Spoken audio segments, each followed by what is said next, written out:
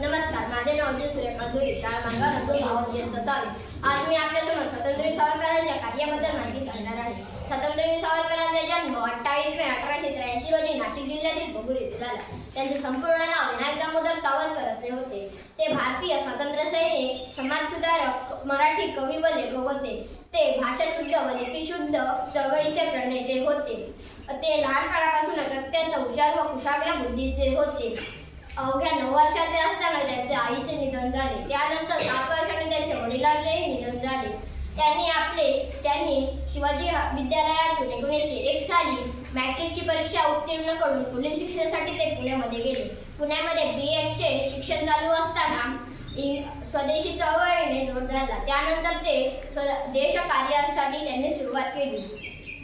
त्यांनी 1904 साली अभिनव भारतची स्थापना केली व ते शिष्यवृत्ती मिळवून लंडनला गेले. इंग्रजांनी लिहून ठेवलेल्या 1857च्या उठावाची सर्व माहिती त्यांनी पुराव्यांसह गोळा केली व त्यांनी ती लिखाण करून 1857च्या स्वातंत्र्य समर या पुस्तकात ती लिखाण करून सर्वसामान्यांपर्यंत पोहोचवण्याचा त्यांनी प्रयत्न केला. स्वातंत्र्यवीर सावरकरांना इंग्रजांनी अटक केली. अटक केल्यानंतर त्यांना समुद्रमार्गाने नेत असताना त्यांनी फ्रान्सच्या मार्सेलिस बेटाजवळ त्यांनी बोटीतून उडी मारली. बोटीतून उडी मारल्यानंतर इंग्रज सैनिकांनी त्यांना पकडले व भारतात आणले. भारतात त्यांना आणल्यावर त्याच्यावर खटला भरण्यात आला. त्यांना जन्मठेपेच्या काळ्या पाण्याची शिक्षा अंदमानाच्या तुरुंगात असताना भोगावी लागली.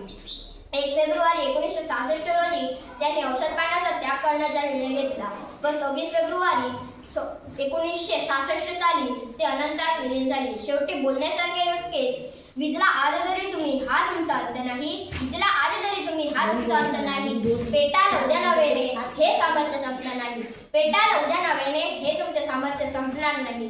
जय हिंद, जय महाराष्ट्र.